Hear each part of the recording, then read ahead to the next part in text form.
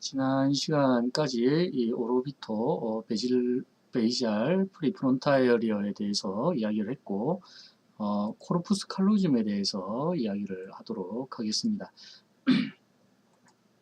코르푸스 칼로즘은 내량이라고 해서 이거는 좌뇌와 우뇌가 서로 연결을 시키는 이러한 섬유 다발을 우리는 코르푸스 칼로즘이라고 이야기를 합니다. 우리가 이야기했을 때 왼쪽 뇌가 손상되어서 실어증, 브로카 영역이 손상되어서 실어증이 생기고, 대부분 또 오른쪽 뇌가 손상되어서 무시하는 이러한 니글렉트 증상을 보이고 있습니다. 이렇게 무시했을 때 대부분이, 그렇죠? 대부분은 언어 기능은 주로, 언어 기능은 주로 왼쪽 뇌가 담당을 하고 있습니다. 이거 왼쪽 뇌는 도미넌트한 뇌죠. 담당하지만 요 왼쪽 뇌가 담당을 해서 이 감정적인 언어라는 것은 리듬이라든지 이러한 것입니다. 노래라든지 이러한 것들은 오른쪽 뇌가 담당을 하고 있습니다. 또한 공간인식은, 여기서 이야기하는 이 공간인식은 오른쪽 뇌가 담당을 하고, 계산은 주로 왼쪽 뇌가 담당합니다. 따라서 라이트는 이렇게 공간인지에 조금 더 발달되어져 있는 뇌고, 레프트 좌뇌는 언어가 좀 더 발달되어 있는 뇌다라고 이야기를 할 수 있습니다.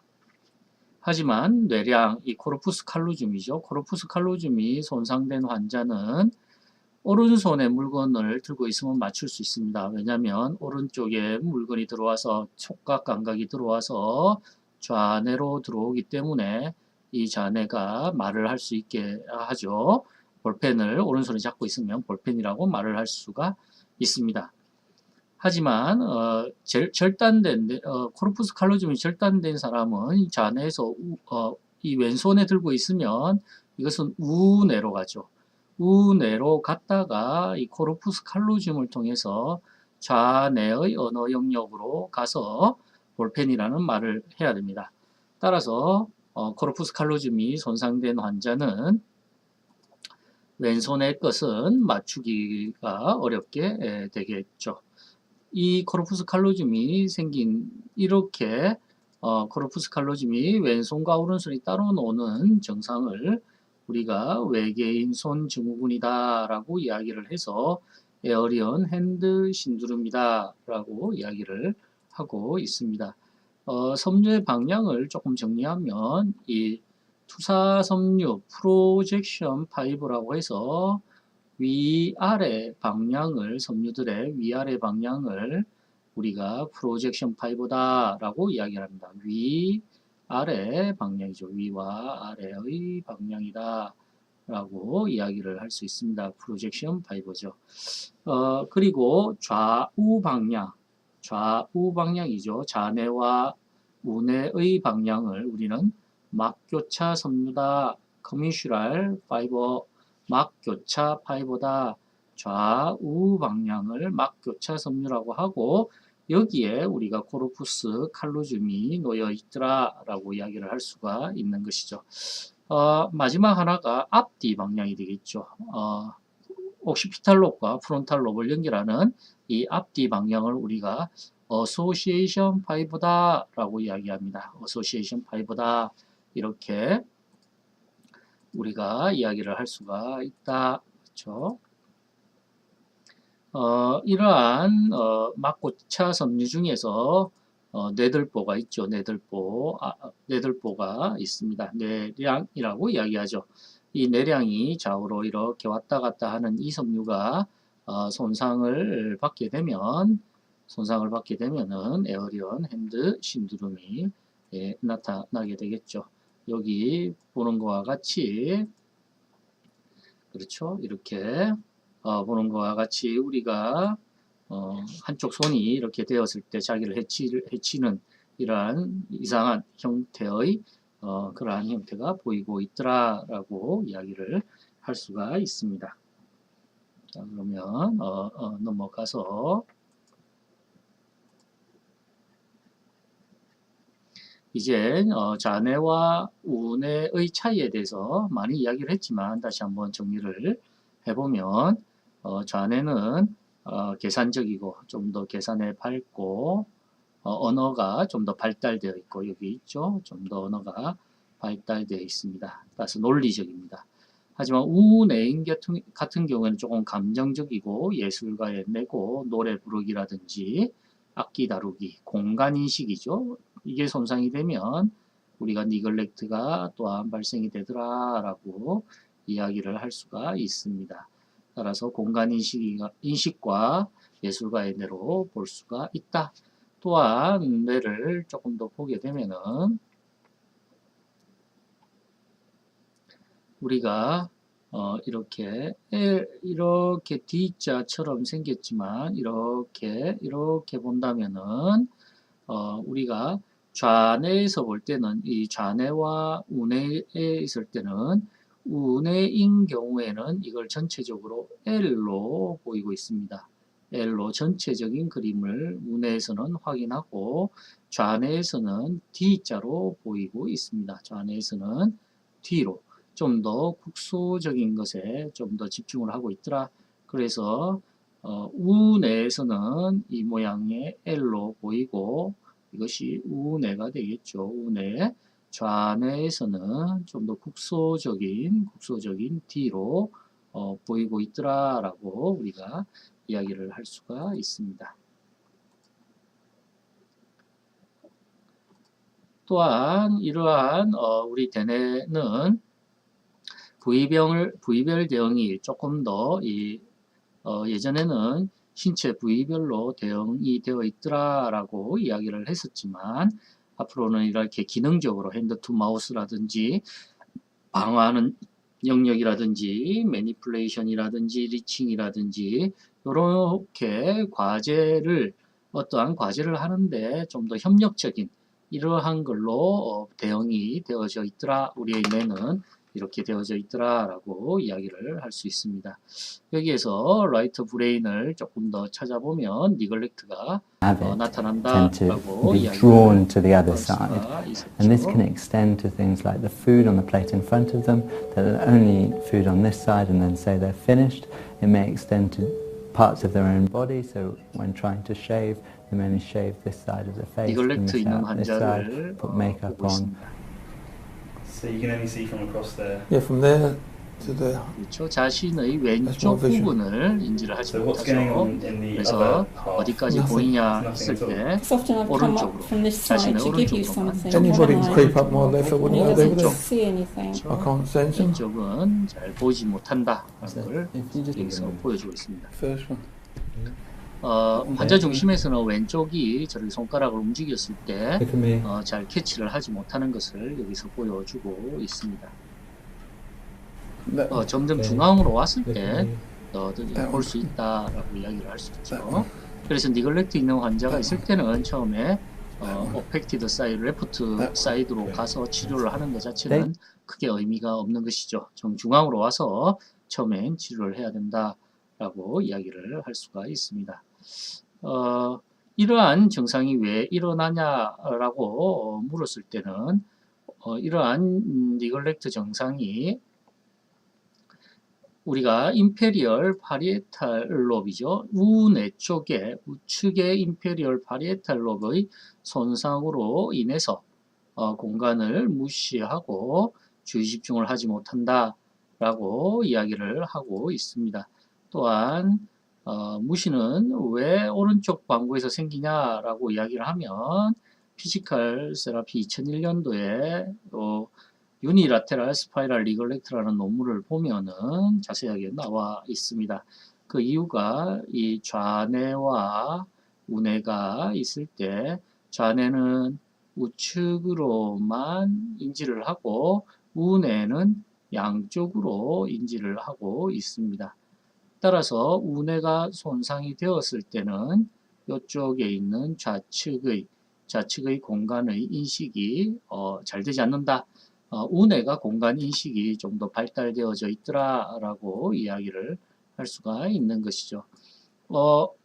이러한 것은 시야와도 관련이 있습니다. 시야와도 관련이 있고 또한 이 시야도 역시 라테랄로 가는 것은 자기 쪽으로 가지만 메디알 쪽으로 가는 것은 반대쪽 눈으로 가게 됩니다. 반대쪽 눈으로 가서 이렇게 놓여지죠. 자기 쪽으로 가서 이렇게 놓여집니다. 그래서 여기에서는 이쪽으로 가게 되고 여기에서는 이쪽으로 가게 되겠죠. 정중앙을 끄면 이렇게 될 수가 있습니다. 그래서 이쪽이 좌뇌라고 이야기하면 레프트면 여기도 레프트가 되고 여기가 라이트가 되고 여기도 레프트가 되고 여기가 라이트가 된다라고 이야기했을 때 요 좌뇌가 손상이 되면 강눈의 좌측 눈 쪽이 손상이 되고 보이는 곳은 강눈의 오른쪽이 시야는 오른쪽이 보이지 않는 이러한 것을 이야기를 할 수 있죠. 그래서 동측 반맹이다 라는 이야기를 하고 있습니다. 이러한 치료를 할 때 마찬가지로 이러한 치료를 할 땐 요 앞에서 들어오는 요 좌측에 이 좌측과 우측이 있을 때 결론적으로는 여기서 이렇게 들어오는 건 반대로 라테랄 여기서 다시 이야기를 하면 요 메디알로 들어오는 것은 반대로 들어오게 되고 여기에서 라테랄로 들어오는 것은 자기 쪽으로 들어오게 됩니다. 만약에 우리가 우뇌가 손상이 되었다. 우뇌가 손상이 되어서 우뇌를 자극을 시키려고 한다. 훈련을 시키려고 한다. 그렇죠? 우뇌 쪽에 들어오는 자극을 더 시키려고 한다. 우뇌가 손상이 되었으니까. 그랬을 때는 앞쪽에 결론적으로는 요 좌뇌로 들어오는 정보를 막아주고 우뇌로만 들어오는 거. 그렇죠? 이쪽으로 이렇게 메디알 쪽으로 들어와서 이쪽으로 들어오는 거하고 그 다음 이쪽으로 들어와서 라테랄 여기죠. 다시 이야기하면 요렇게 메디알 쪽으로 들어와서 우측으로 들어오게끔 하고 그래서 요것을 막아주는 것입니다. 그리고 요 메디알에서 라테랄로 들어온 게 또한 이쪽으로 들어오게 돼서 이쪽을 라이트를 자극을 하게 되는 것이죠. 따라서 강눈의 그렇죠. 우측과 강눈의 우측을 막아준다면 강눈의 여기 밑에 여기 보이듯이 강눈의 여기가 있습니다. 강눈의 그렇죠. 우측을 막아주는 이러한 안경 치료가 우리에겐 니글렉트 환자에게 좀 더 효율적이다라고 이야기를 할 수 있습니다. 또한 이 우뇌 손상인 경우에는 또한 공간지각력도 손상이 되지만 우뇌 손상인 경우에는 공간의 인지의 불능도 생기지만 니글렉트가 자기 질병에 대한 지식도 결여되어 있습니다. 내 다리가 왜 못 움직이는지에 대한 이해가 잘 나지 않는다는 것을 우리는 또한 볼 수가 있습니다. 이러한 상태가 라이트 헤미스페어 우뇌의 리전 병변에 의해서 생길 수가 있더라라고 우리가 이야기를 할 수 있습니다. 또한 이러한 환자 중에 또한 이 푸시어 신드롬이 생길 수가 있습니다. 이 푸시어 신드롬이라는 것은 어떠한 증상이냐면은 지면과 수직선상에 있다고 말을 해봐라. 눈을 가리고 한번 의자를 움직여서 환자를 앉혀놓고 90도로 정확하게 되었을 때를 한번 말해봐라 라고 이야기하면 푸시어 신드롬 환자는 20도 정도 기울어진 지점에서 지면과 수직이라고 느낀다는 사실을 발견하였습니다.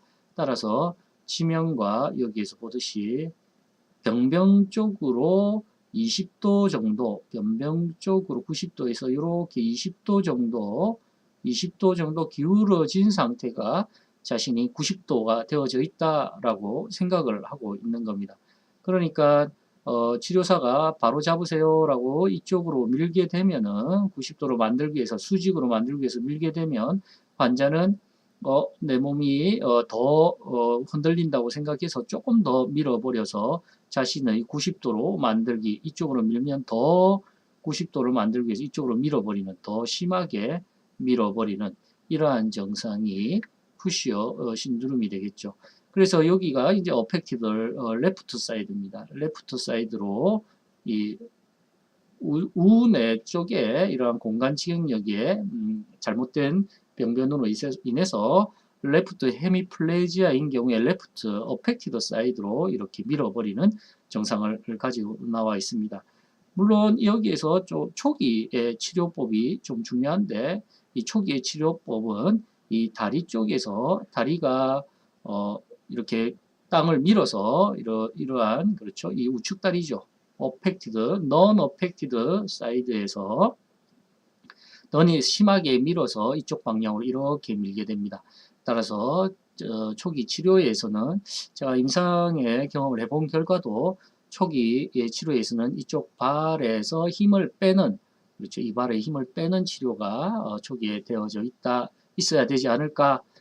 그래서 시각적인 도움도 줘야 되고 피드백을 반복해서 지면과 몸이 수직이 되었다는 교육을 시켜야 된다라고 이야기를 할 수가 있겠죠.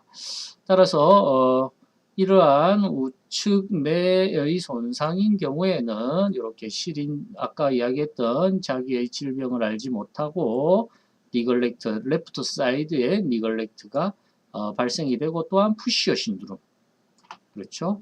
자신의 병을 알지 못하는, 그렇죠, 이러한 증상이 나타나고 또한 니글렉트 무시 증후군이 나타나고 또한 푸시어 신드롬, 수직을 내지 못하는 푸시어 신드롬, 그리고 공간에 대한 장애가 생기는 이러한 우측 우측 방구의 손상에 의해서 이러한 증상을 보이더라라고 우리가 이야기를 할 수가 있습니다.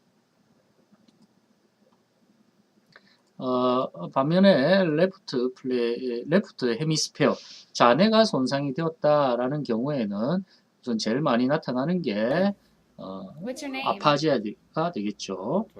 What's your name? Do you know? Jean? Jean? Jean. Yeah. Yeah. What's my name? What? 따라해봐라 해도 My name. 브로카 영역 손상에서 잘 따라하지 못하는 걸 보여주고 Hard to 있습니다. get more. Yeah. Amanda. Yeah. Yeah. How are you? 이게 브로카 영역이고 Happy? 지금 Are 보이는 you 건 pretty? 이제 You look 베르니케 good. 영역의 What are you doing 손상입니다. today? We stayed with the water over here at the 베르니케는 moment, talked with the 말의 people, 뜻을 and then 이해를 over 하지 there, 못하고 지속적으로 diving 이야기를 for 하는 them at 걸 the moment. 우리가 베르니케 without 손상이죠. saving the moment. He had water 질문에 first, 대한 and 다른 답을 지금 이야기를 하고 있는 luck 것을 for him. 볼 수 So 있습니다. we're on a cruise and we're about to We get to will Jupiter. start 이러한 right here in the 증상이 나타나더라라고 이야기를 할 수 있죠. 예전 그리스 신화에서 이 에코는, 그렇죠? 요 에코는 자기가 하는 말만 자기가 밖으로 이야기하지 않고 말을 못하고 자꾸 자기 말을 되풀이하는 이러한 장애를 갖고 있었습니다. 에코가 이 나르키소스를 좋아라 했었는데 이 에코가 나르키소스에게 사랑한다는 말을 하지를 못했죠. 결론적으로 하지 못했죠. 그래서 우리가 노래방을 가거나 하면 자기의 목소리를 듣기 위해서 에코를 높여라 이런 이야기를 하죠. 반면 이 나르키소스는 물속에 미친 물속에 미친 사람을 너무 사랑하게 되었죠. 자기 자신이죠. 그래서 자기 자신을 너무 사랑하는 사람을 우리가 나르시즘이다라고 이야기를 하고 있습니다. 물론 이렇게 브로카 영역은 44번과 45번이 우리가 브로카 영역이다. 브로드만 영역에서는 이 영역을 이야기를 하고 있고 베르니케 영역은 22번, 40번, 39번을 이야기를 하고 있습니다. 슈프라 40번이 슈프라 마지날 자이러스라고 하고 이것은 쓴 것을 듣고 말하기죠. 듣는 것을 똑같이 말하는 거고 39번 앵귤라 자이러스죠. 보고 말하기 이러한 것들이 놓여져 있다라고 이야기를 하고 또한 그러한 베르니케 영역과 브로카 영역은 서로 이 활골다발에 의해서 아르쿠에트 파시클루스에 의해서 서로 연결이 되어져 있다라고 이야기를 할 수 있습니다. 이러한 영역에서 우리가 그 귀로 이렇게 무슨 어떠한 말이 들어왔다라고 이야기를 하면 이것이 1차 청각 영역이죠. 청각 영역 22번 물론 41번 그렇죠. 그리고 여기 22번 그 다음 앵귤라 자이러스 39번 수프라 마지라 자이러스 40번을 통해서 44번 45번인 브로카 영역과 보안 영역 6번이죠. 보안 영역 6번을 통해 이쪽이는 센트럴 서쿠스이기 때문에 브로드만 영역은 4번 영역이 되어 있죠. 그래서 실질적으로 발성을 하는 근육의 힘을 써서 말을 하게 하는 이러한 경로를 거치더라라고 이야기를 할 수 있습니다. 브로카 영역은 또한 손과 입을 담당하는 영역과 비슷하게 거울신경계의 영역과 좀 비슷하게 영역과 결합되어져 있더라라고 이야기를 하고 있습니다.